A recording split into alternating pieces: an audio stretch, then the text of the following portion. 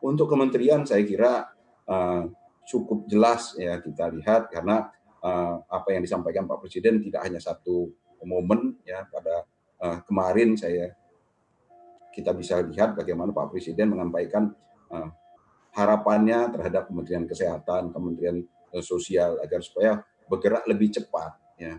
Bagaimana mereka agar supaya bisa cepat membantu mereka yang sakit, mereka membantu mereka yang terdampak oleh wabah.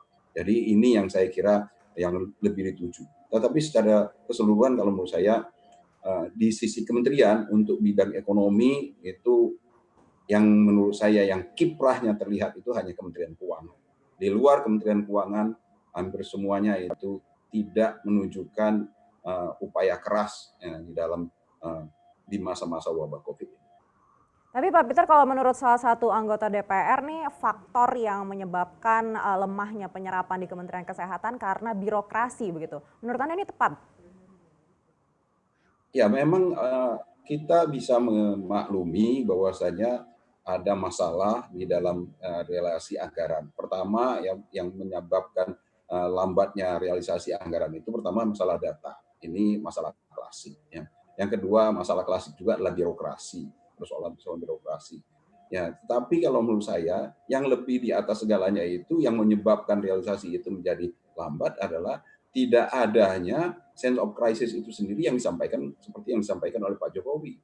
Kalau seandainya ada sense of crisis, maka tentunya akan ada upaya terobosan bagaimana menyelesaikan permasalahan data, bagaimana memperbaiki birokrasi. Kan ini waktunya sudah berjalan cukup panjang, sudah 3 bulan kita mengalami wabah COVID ini, tetapi nampaknya tidak ada upaya lebih keras untuk mengatasi semua permasalahan-permasalahan, baik itu permasalahan data maupun permasalahan birokrasi. Artinya Kementerian Kesehatan ini berpotensi untuk di reshuffle begitu Pak? Ya, seperti saya sebutkan tadi, nggak usah pakai tunggu, kalau memang perlu just do it, Pak Presiden.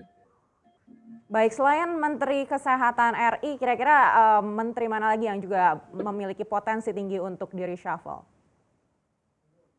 Seperti saya sampaikan tadi, Mbak Anike, sebenarnya komposisi dari kabinetnya Pak Presiden yang kali ini jauh lebih tanda kutip lebih lemah dibandingkan yang masa Presiden Jokowi yang pertama ya.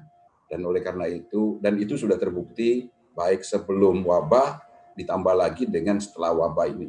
Jadi kalau menurut saya ini adalah kesempatan bagi Pak Presiden untuk memperbaiki. Ya, kan Pak Presiden sudah menyampaikan di masa kampanye, saya tidak punya beban. Ya, saya akan nothing to lose, saya akan gaspol. Ya, buktikan itu dan dengan cara bentuklah kabinet yang seideal mungkin, terutama di tengah masa wabah COVID ini. Mereka yang belum menunjukkan kinerja yang baik tidak bisa kita tunggu lagi. Ya, ini harus segera diganti.